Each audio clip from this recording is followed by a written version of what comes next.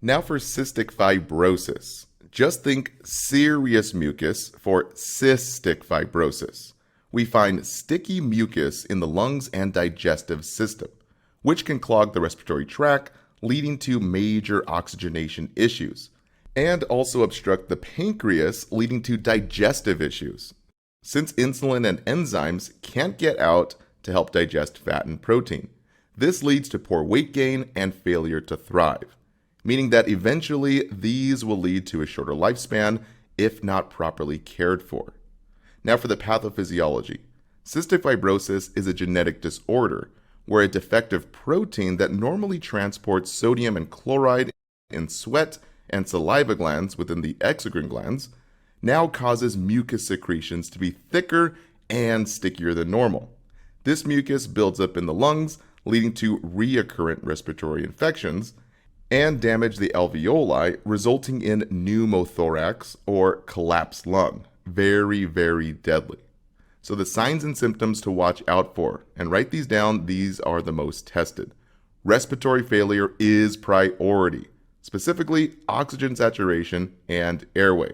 So look for the key terms: low pulse oximeter reading, normally between 95 and higher, and sudden drop in oxygen saturation. Now these are critical. Write down these key terms. These are deadly signs and are typically the most tested signs, as it can indicate early sign of critical airway clogging or even pneumothorax. So these findings would need immediate action. Now for the other signs that are common and to be expected: recurrent lung infections, as well as blood-tinged sputum.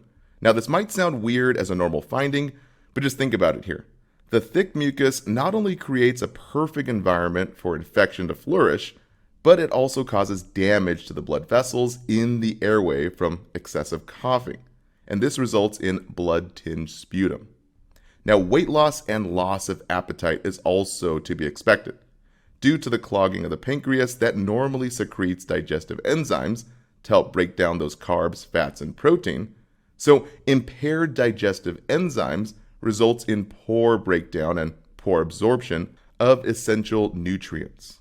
And lastly, constipation and loose fatty stools, called staturia, are common due to the mucus buildup and lack of enzymes to help break down fat, as well as lack of water and salt that normally keep the intestines lubed up. Now for diagnostics, we have a sweat chloride test as well as DNA and stool tests. But I wouldn't focus on these too much as they were not commonly tested on exams or even boards. Now, nursing care, this is the most tested here. Now, don't try to memorize this. Always think of the patho here. For cystic fibrosis, we have serious mucus that clogs the lungs and leads to poor digestion in the digestive tract. So number one is diet. We always encourage high calories due to the impaired digestion and impaired nutrient absorption. And always we give enzymes with meals to help with digestion. So the key term here is with meals, not before and not after, but with. Now, number two is the mucus. So we increase fluid intake to help thin that mucus. We also encourage exercise to help loosen that thick mucus in the lungs and promote lung expansion. We use chest physiotherapy, which again helps loosen mucus, and postural drainage, which also helps to loosen that mucus. Now, Kaplan mentions expected intervention for clients with cystic fibrosis. The key term there was postural drainage as an intervention. Now, lastly, a really weird one here is number three, financial counseling.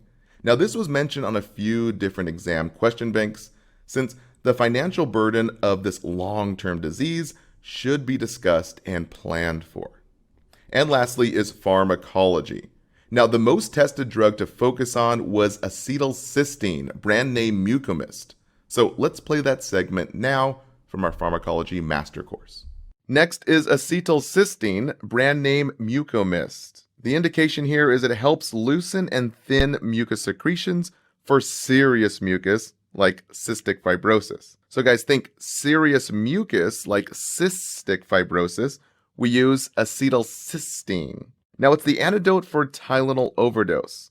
So we think acetylcysteine blocks acetaminophen. And it's also given before the cath lab to protect the kidneys from that contrast dye. So we always say acetylcysteine protects the kidneys. Big side effect that we have to be cautious with asthmatic patients. Now, the big key point here is it's not safe and can cause worsening bronchospasms. So always clarify any prescription that is given for asthmatic patients. And a big patient education, guys, the rotten egg smell, that's completely normal. All right, that wraps it up. Thank you so much for watching. Don't forget to take your Bronchoscopy is a procedure that allows visualization of the larynx, trachea, bronchi, and deep lung using a flexible scope. Now, it's done for 3 common reasons. Either to take a biopsy of tissue, like when checking for cancer, or to give a lavage to wash out the lungs, or number 3, to suction out deep sputum or even a foreign object. Now, the tube is inserted through the nose or the mouth or even the endotracheal area, passing the throat. So naturally, a gag reflex and even a laryngeospasm are a big concern. So before the procedure, the patient is given mild sedation, which naturally makes the vital signs low and slow. And a topical analgesic like lidocaine is applied to the throat to prevent that gag reflex. Now, post-procedure care, it's priority to monitor for these key signs. So write these down. Laryngeospasm, also called a stridor, which is that sudden spasm of vocal cords which can close the airway entirely. We call this sound a stridor squeak, since it sounds like a squeaky door. And number 2 is the bright red, blood-tinged sputum called hemoptysis.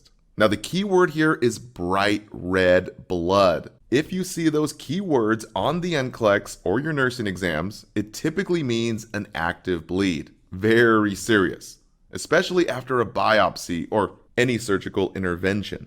Both conditions are priority here and require immediate notification of the HCP provider.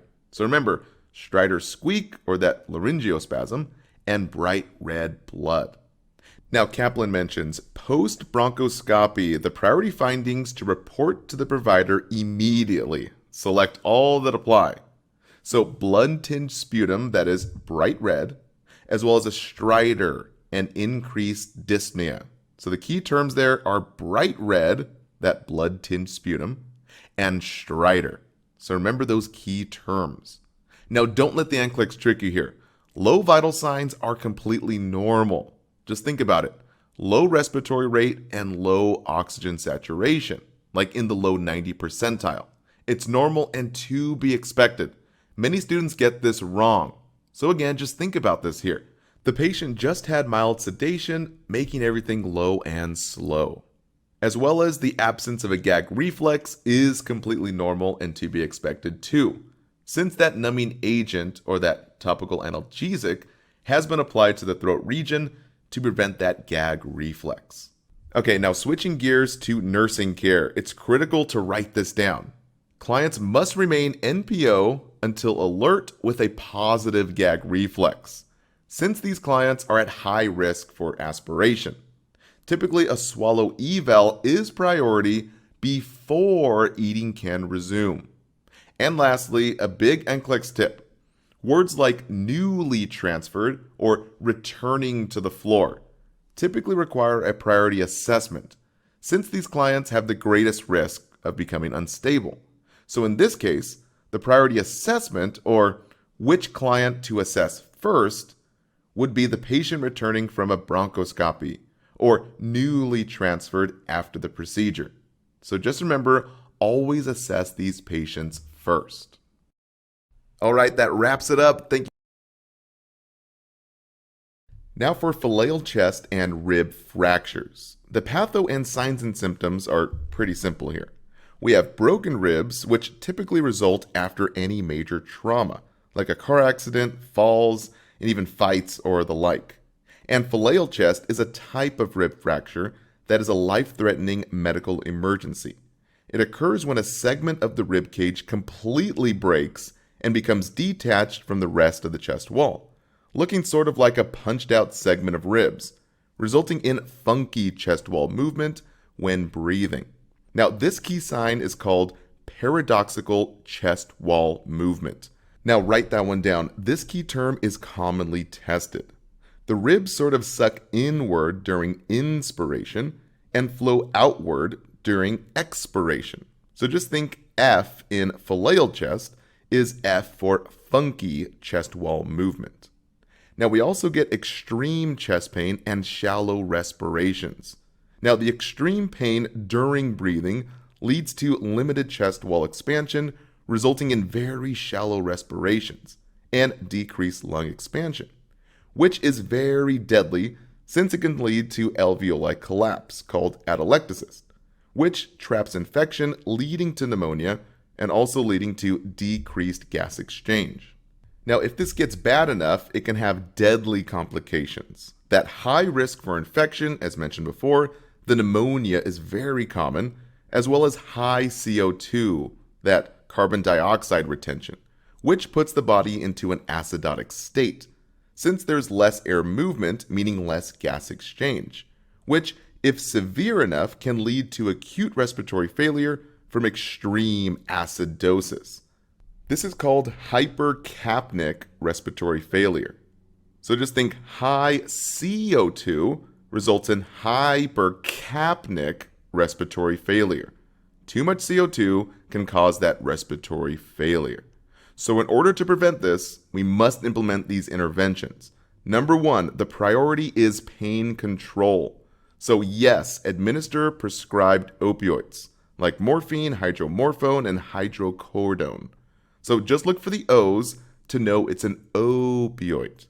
So on exams and even the NCLEX, anytime you get a question and see the words rib fracture or flail chest, or even the key term paradoxical chest wall movement during respirations, well, always the number one first priority is pain control. Now, don't let the NCLEX trick you here. Yes, clients will already have those shallow respirations and report pain upon inspiration. This is normal with rib fractures. So there's no need to notify the provider or the doctor here, since this is to be expected.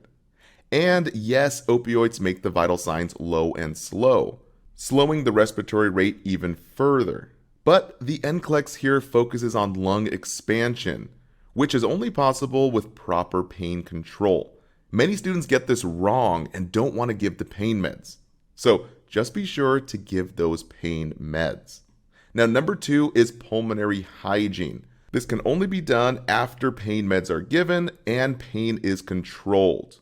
We TCDB, turn, cough, and deep breathe, and also use the IS, that incentive spirometer, to re-expand the lungs and prevent that atelectasis, those collapsed alveoli, which prevents the deadly pneumonia and increases gas exchange to prevent that deadly CO2 buildup.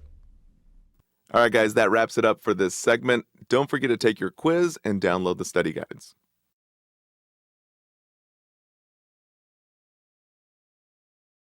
Hemothorax versus pneumothorax, which I call pneumothorax, but the P is silent there. Now, it's very simple here. Just let the name help you. So for hemothorax, just think hemo meaning blood, like hemoglobin.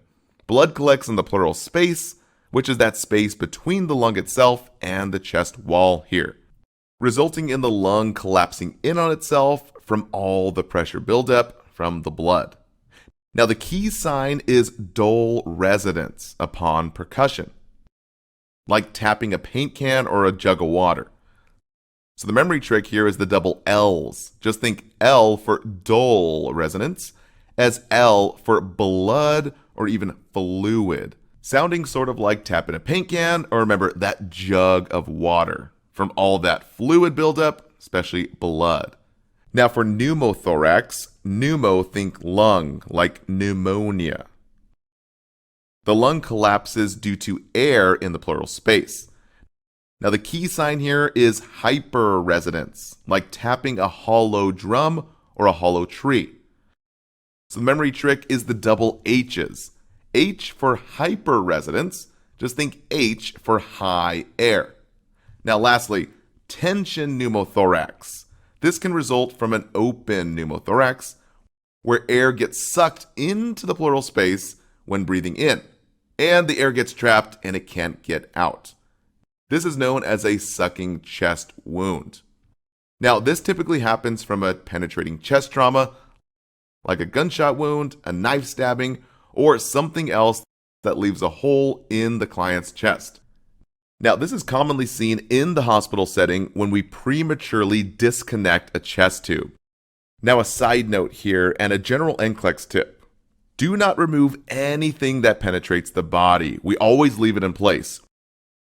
We never pull out a penetrating foreign object, since the client could bleed to death.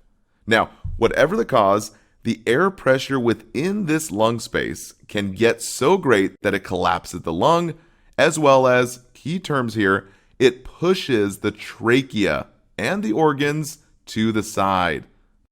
This is known as tracheal deviation. So just think of the double T's. T for tracheal deviation, T for tension pneumothorax. Now, for the common general signs and symptoms for all these conditions, we typically see dyspnea, that shortness of breath, tachycardia, that fast heart rate, tachypnea, that fast respiratory rate, as well as diminished breath sounds on the affected side, which makes sense because that side of the lung is either filled up with blood or with air. Now, Hesse had a question about this. During central line placement, the patient develops dyspnea and tachypnea, and the provider asks for a chest tube tray. The answer is suspected pneumothorax, that popped lung. All right, that wraps it up. Thank you so much for watching. Now for influenza. This is often called the flu for short, in influenza. Now, this is an infectious disease caused by the influenza virus. So it's not a bacteria. Therefore, antibiotics will not work. So please be sure to write that down. Not a bacteria, so no antibiotics. Now, I know we're going to cover that later in the pharmacology area, and we're only doing Patho right now. But just know that viruses are totally different than bacteria. Now, for types of influenza, we have A, B, and C, and it's constantly mutating. That's why every single year a new flu shot is needed to protect against new viruses. So again, annual vaccinations are recommended. Now, in terms of manifestations or signs and symptoms, it's common flu-like symptoms. So fever, fatigue, and body aches. All the symptoms can range from mild to moderate to very severe. All right, that wraps it up. Thank you so much.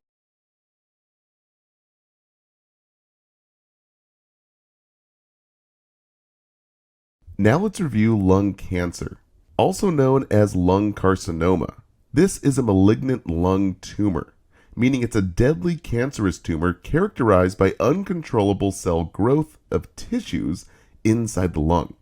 Now, this growth can spread beyond the lung by the process of metastasis, basically spreading into nearby tissues or other parts of the body, which we'll cover in a moment. Now for the causes. The number one cause is smoking. 90% of cases of lung cancer come from smoking. Number 2 is a secondhand smoke. And number 3 is exposure to asbestos or other carcinogens. For example, number 4, air pollution, or number 5, family history of lung cancer in terms of genetics. Now for early manifestations or signs and symptoms, persistent productive cough. This one is huge. Be sure to write that down. As well as hemoptysis, or basically coughing blood, and hoarseness in the voice, and dysphagia, difficulty swallowing, or swallowing difficulties. Now, it's not to be confused with dysplasia, the abnormal development of cells within tissues or organs. So just look for the G in dysphagia as G for swallowing in the GI tract for dysphagia. Okay, now for complications. Paraneoplastic syndromes is a big complication here. These are a set of uncommon disorders with very interesting manifestations that develop with someone who has cancer.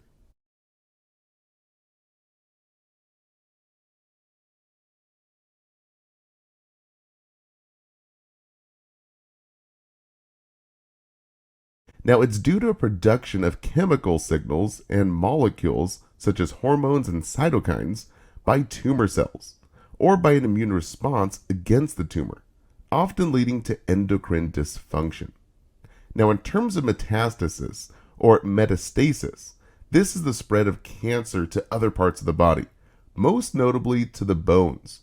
So, if you have a lung cancer patient complaining of bone pain, it's most likely metastasis.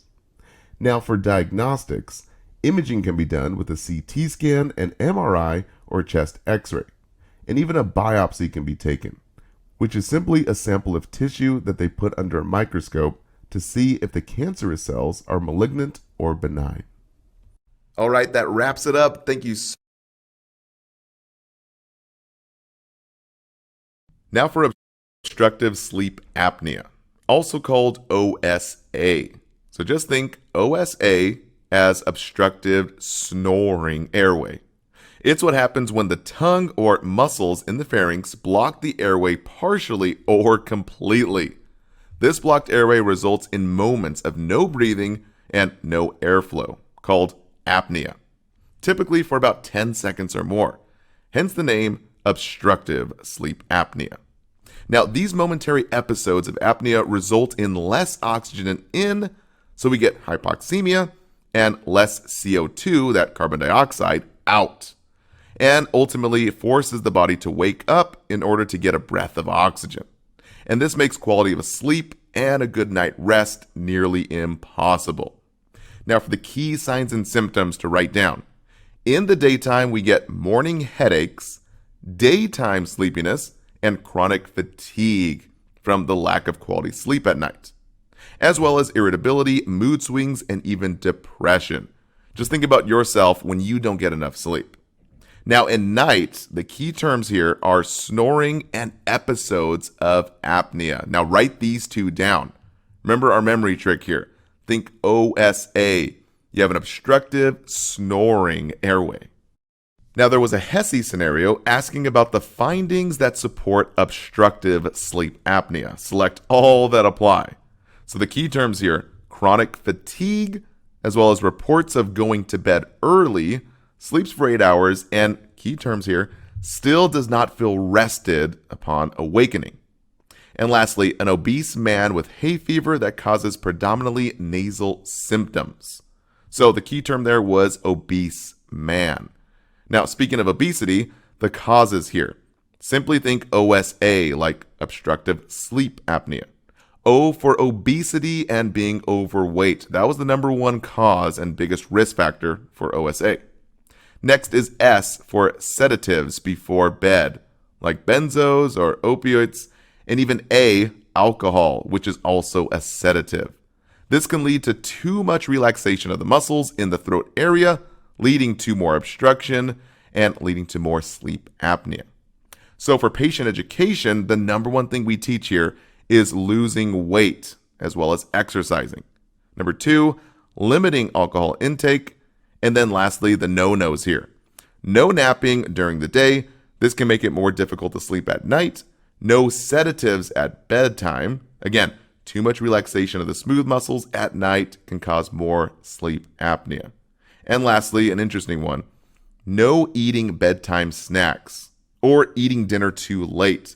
This can cause an increase in weight gain and also obstruct the airway at night. Now, in terms of interventions, the number one thing to write down here is the CPAP, continuous positive airway pressure. This device uses a mask to pump air and a positive pressure into the nose and mouth, which keeps the pharynx and tongue from collapsing backwards. I'm sure you guys know someone who uses this at night, and if not, you'll probably notice someone in your family who uses one now. Now, a highly tested key point for a client on a CPAP. The first action for a client on a CPAP with low O2 saturations. Number one thing you do is check tightness of the straps and the mask.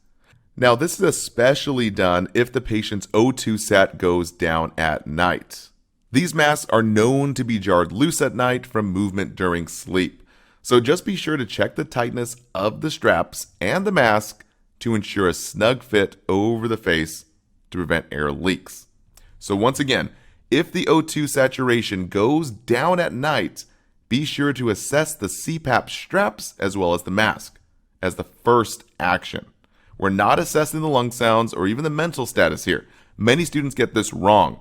So if the question states low oxygen SATI on a CPAPy, then you got to check those strappies. Okay, now Hesse mentions a patient non-compliant with a CPAP. You want to use a BiPAP instead of a CPAP. So a little side note here. CPAPs give continuous pressure during inhalation and exhalation, which is more uncomfortable. Now the key difference is a BiPAP uses pressure accommodation for normal breathing, but that wasn't really tested as a direct question. So really the key thing to know is we use a BiPAP instead of a CPAP as a secondary resource. All right, that wraps it up. Thank you so much for watching. Pleural effusion versus thoracentesis. Starting with pleural effusion, think plenty of fluid in the lung space. More specifically, fluid collection in the pleural space, greater than 15 mLs of fluid. This fluid prevents full expansion of the lungs and results in decreased gas exchange and atelectasis, basically the collapse of the alveoli. So less oxygen in and less CO2 out. So naturally, we see a buildup of CO2, that carbon dioxide, in the body, resulting in more acid, pushing the body into acidosis, as well as fluid-filled alveoli, leading to that atelectasis. Again, remember, that's the collapse of the tiny little air sacs. Now for the causes of pleural effusion, typically caused by pneumonia, that lung infection that fills up the lungs with fluid, and even heart failure, where we see heavy fluid buildup in the body and the lungs. So just think HF for heart failure, HF for heavy fluid inside the body.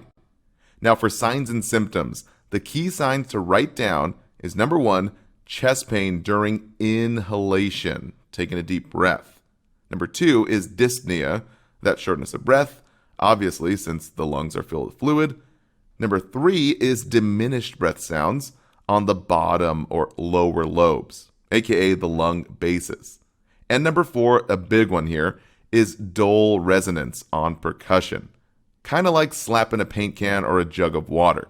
So just think of the double L's here. L for dull resonance, L for fluid-filled lungs. Now don't let the NCLEX trick you here. It's not hyperresonance. That's high air trapping inside the lungs. So write down these 4 because these are the key signs that came up multiple times on a few select all that apply questions. Now Kaplan states, suspected pleural effusion findings, decreased breath sounds noted in the lower lobe. So for interventions, the number 1 priority is to drain that fluid. So the key term here is thoracentesis. We literally stab the patient in the back with a big old large bore needle. Okay, it's not really that violent here.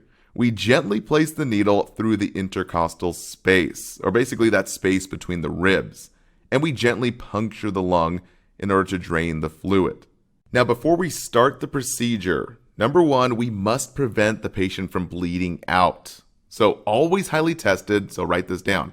You must stop all blood thinners. So antiplatelets like aspirin and clopidogrel, brand name Plavix, and anticoagulants like warfarin and heparin, and even enoxaparin, or lower molecular weight heparin.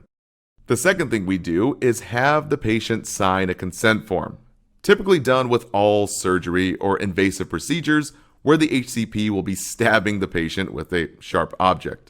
Lastly, we get a chest x-ray before and after the procedure to compare fluid and lung expansion. Now, after the thoracentesis, here's the key concept. ATI mentions correct instructions after the thoracentesis. Have the client take deep breaths after the procedure. Now, this helps re-expand the lungs and promotes adequate oxygen exchange. And we also keep the head of the bed up in semi-Fowler's position and have the client lie on the unaffected lung to keep the bad lung up. This promotes lung expansion as well. Now, thoracentesis has good news and bad news here. The good news is we remove the fluid from the pleural space and improve lung expansion. And we can send the fluid to the lab to help diagnose the root cause of the pleural effusion. So whether it's from an infection or even checking cancer markers. Now, the bad news here is the big complications. So just think about it here. We are sticking the patient with a large bore needle directly into the lung space. This can cause a deadly pneumothorax, basically a popped lung, or even a hemothorax, that blood in the lung, and even introduce infection. So post-procedure, the key assessment findings that require immediate intervention, and we must report these to the HCP immediately. Key term again is pneumothorax, that air inside the lung space. So we see asymmetrical chest expansion, or basically unequal movement of the chest, and, key term here, decreased breath sounds on the affected side. We also see hyperresonance, indicating high air inside the lungs. So just remember H for hyperresonance, H for high air in the lung space. And lastly, deviated trachea from a tension pneumothorax. All that air pressure inside the lung space builds up and pushes the trachea to the opposite side. That's why we always take a chest x-ray before and after the procedure to document any abnormalities. All right, that wraps it up. Thank you so much for watching. Pulmonary embolism, also called PE for short, is a very deadly priority medical emergency. It's what happens when there's an obstruction of a pulmonary vessel, aka a blood vessel inside the lung, typically the pulmonary artery. This blockage prevents blood flow to the alveoli, where gas exchange is supposed to happen.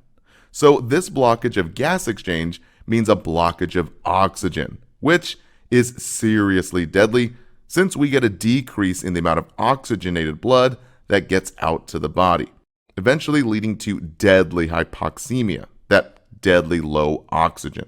Now for the causes of a PE. Typically it's caused from a blood clot, like a DVT, that loosens from another part of the body, typically the legs, and gets sucked into the heart and then pumped into the lungs, causing a blockage. But it can also be caused from other blockages too, like an air embolism or even a fat embolism.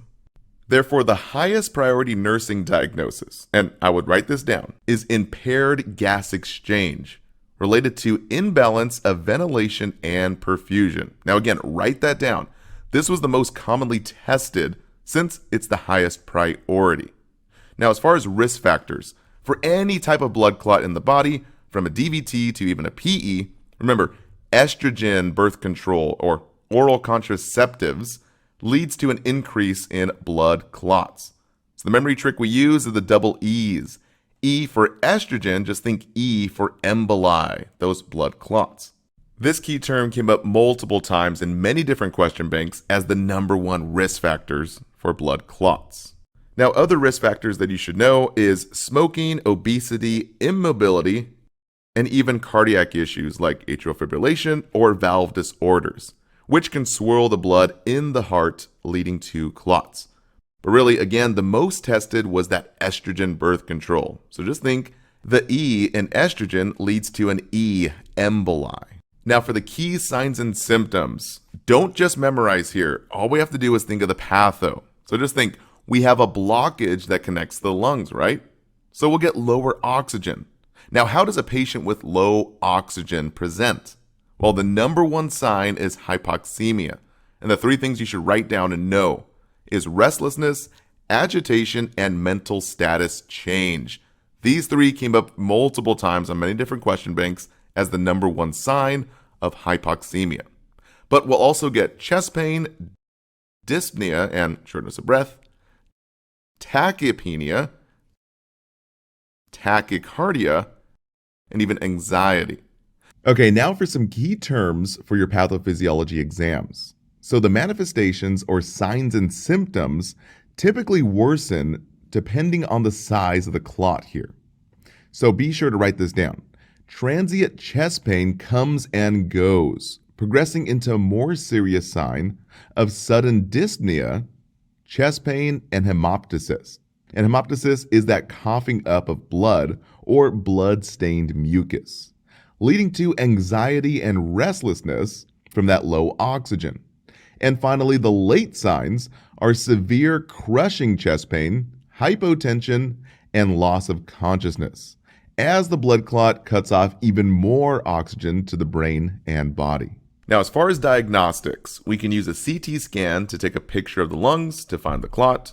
We can also use blood labs, and the key term here is high D dimer. Just think high risk for blood clots in the body. Now, Hesse mentions this.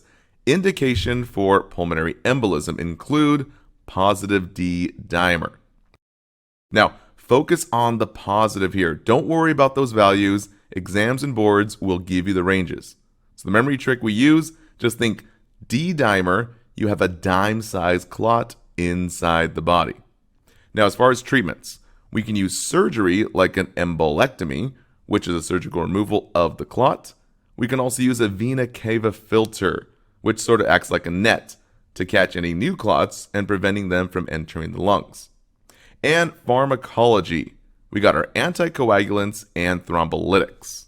The key difference here is that anticoagulants prevent new clots from forming. They do not dissolve the clot. That's key to know for your exam. So heparin, just think it acts in a hurry. It has a quick onset, but it's gone in a hurry. And warfarin, it takes a while to kick in, but lasts a longer while inside the body. So you'll typically see patients started on both inside the hospital. Now, as far as thrombolytics, just think B in thrombolytics as B for clot busters.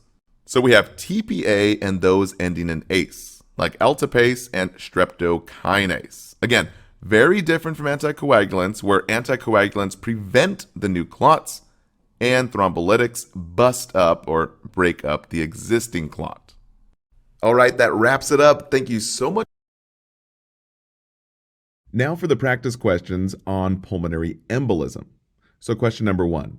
The nurse recognizes the primary risk factor for the development of blood clots that can lead to a pulmonary embolism as being which of the following? So pause the screen and try your best to answer this question in about 60 seconds or less.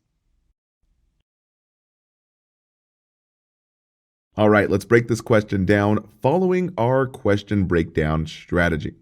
So first, always look at the key terms inside the question. So we have primary risk factors for developing blood clots, leading to a PE, a pulmonary embolism. And secondly, think of a few things you know about those key terms. So think risk factors for blood clots. Remember, the number one risk factor is estrogen-based oral contraceptives. Now, this is the most tested, but also anything that can limit the blood flow. Now, look at the options. C would be the most correct. As oral contraceptives, think blood clots. Now, A, diabetes mellitus would be incorrect because high blood sugar does limit blood flow, but this is not the primary risk factor for clots. And B, polycythemia. No, also incorrect. Now, polycythemia is a lot of RBCs, those red blood cells, that could lead to blood clots, but mainly like a brain clot, that CVA stroke. It's not a primary risk factor for a PE. Now, C, once again, is the most correct. This is the primary risk factor, those oral contraceptives for a PE. And D is incorrect, blood vessel trauma. Now, it's not the best primary risk factor here. But atherosclerosis, that atherosclerosis I call it, the scarring of the blood vessels could lead to limited blood flow and even blockages. Now, question number 2. The nurse is performing an assessment on a client being treated for a pulmonary embolus. Which assessment finding would be considered the most critical? So pause the screen and try your best to answer this question in about 60 seconds or less.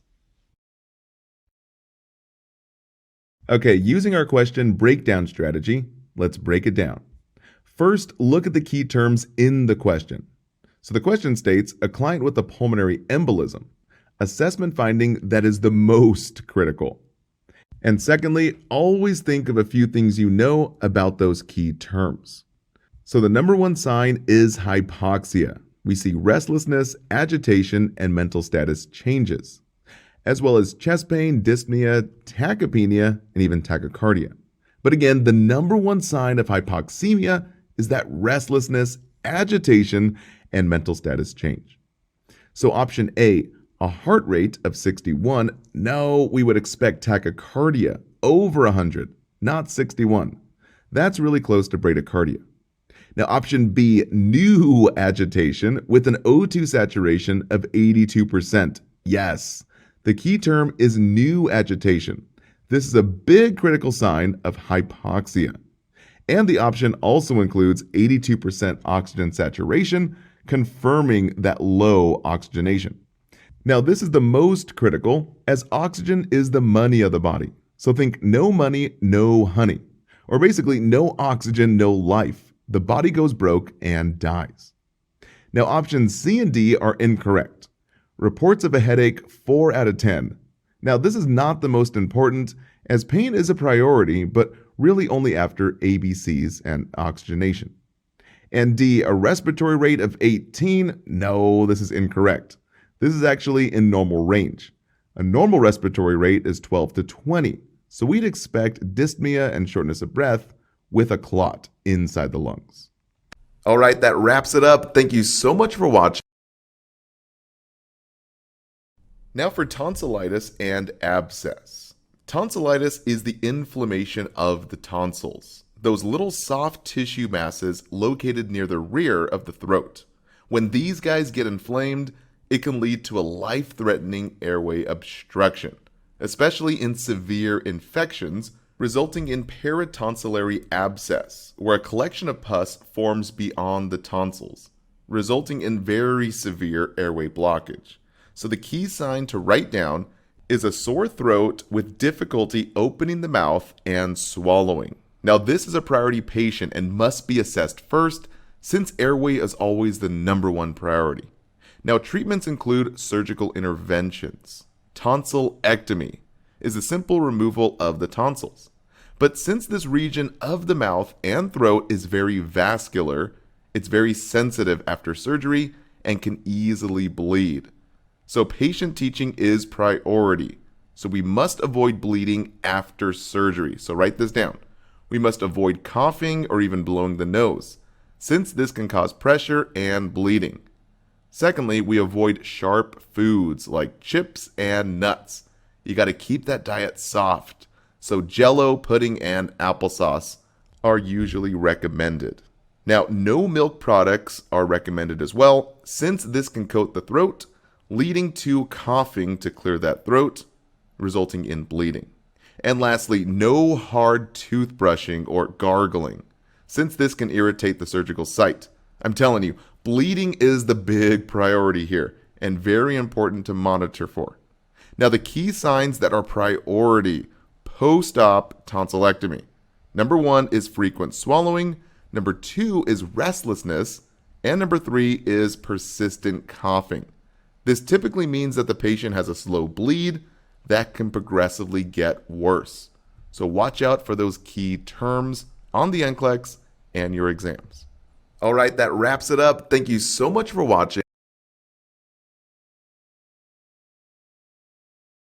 Now for tuberculosis. It's a bacterial infection in the lungs caused by bacteria called M. tuberculosis.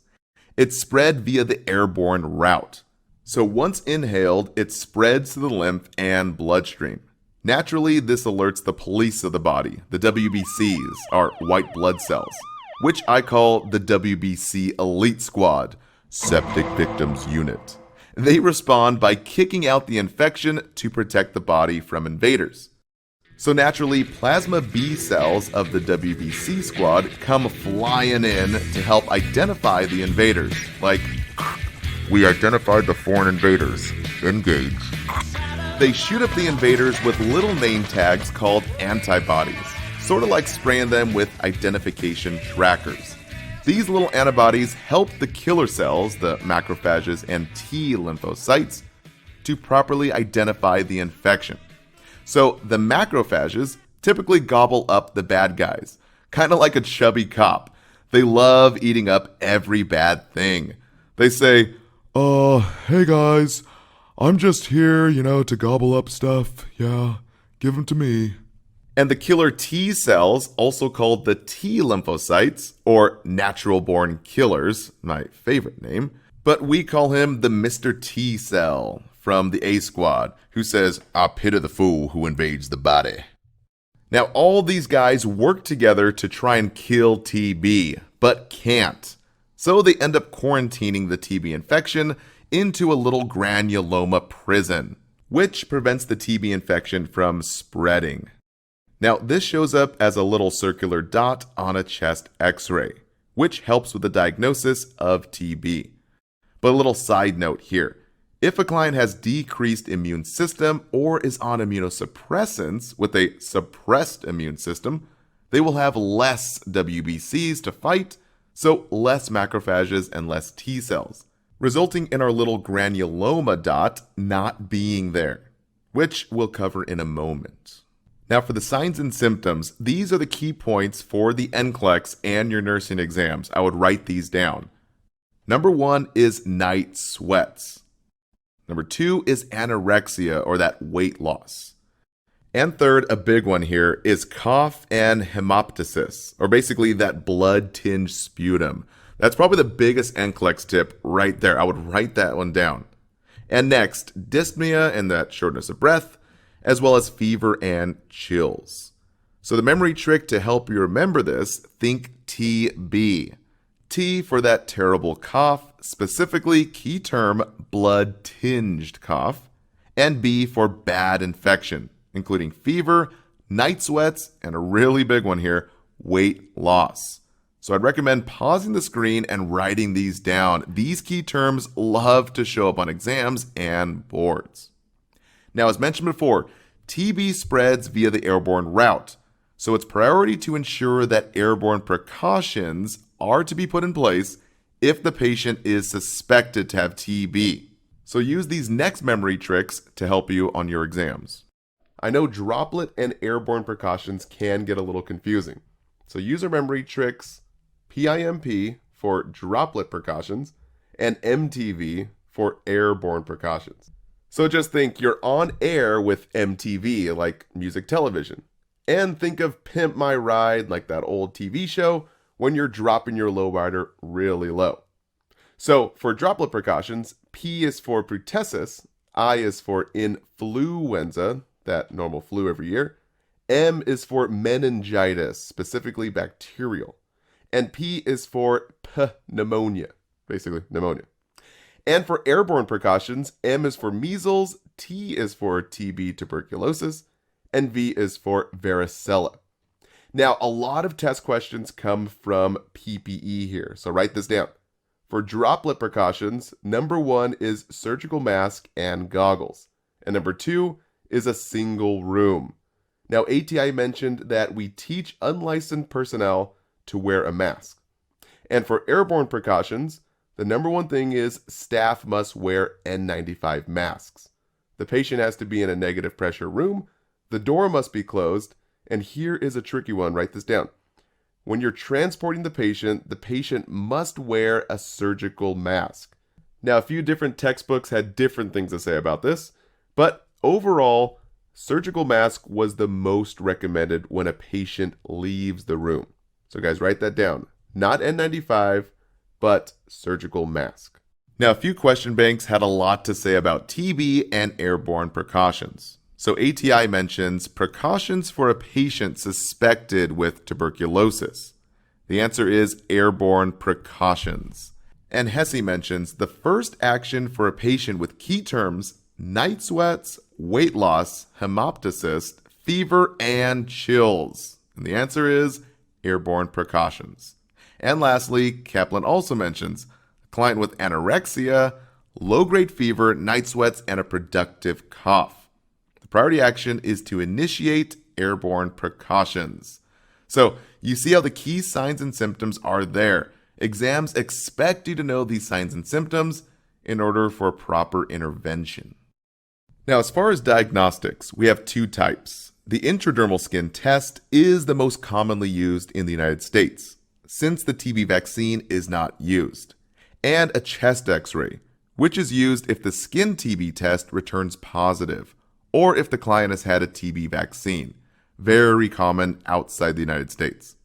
So for the intradermal skin test, this is done with an intradermal injection. Now, this test is also called a MAN2 test. It requires a 2 to 3 day window for reading. If the test is positive, then it'll show a red raised lump called an induration. And this induration will be greater than 15 millimeters. So the key term to write down is over 15 millimeter induration is positive for TST. Our tuberculin skin test. Now, this means that the patient has been exposed to TB. And yes, they have the TB infection, but the key here is that they may or may not be in active form. Most students get this wrong. So the most accurate description of a positive tuberculin skin test is that yes, the patient has TB infection, but additional testing is needed to see if the TB is in active form. Typically, patients with active TB will show those active signs, like that terrible cough and active fever, as well as those night sweats and weight loss. And in latent TB infections, or those who have had the vaccine, will always show a positive infection, or basically positive TST, that red raised bump, since they've developed antibodies to that TB. Therefore, a chest x-ray is always done to rule out active TB, as well as sputum culture tests. So the key point to write down here is for a sputum culture diagnosis. Key terms is early morning sterile sputum specimen, 3 consecutive days. Not a blood test here. Many students get this wrong. So again, if the patient is suspected to have active TB and has a positive skin TB test, then 3 early morning sputum specimens are taken to confirm the diagnosis of active TB. Now, Hesse mentions this. The most accurate description of tuberculosis is most people who become infected with the TB organism do not progress to active disease. And Kaplan mentions the route of administration for a MAN2 test is intradermal. Now, a little side note, as mentioned before, clients who have a low immune system, like the elderly, or even those on immunosuppressants or immunocompromised, they will lack the immune response, typically showing a very small induration. Now lastly, ATI mentions a few key points. Sputum cultures are taken until 3 negative cultures. The key number there is 3, so just think 3 and you're free. And family members should be tested for TB. These 2 key points love to come up on exams as well as the NCLEX. So to help you here, let's cover the top 5 NCLEX tips as well as TB pharmacology. First is meds last 6 to 12 months. Guys, it's a long duration. Second is N95 mask is worn at all times. Third is that the family is tested for TB. Number 4 is sputum samples are done every 2 to 4 weeks. And number 5, 3 negative cultures on 3 different days means that you're no longer infectious. Guys, not 1 negative culture. The key number here is 3, and then you're free. All right, guys, that wraps it up for this segment. Don't forget to take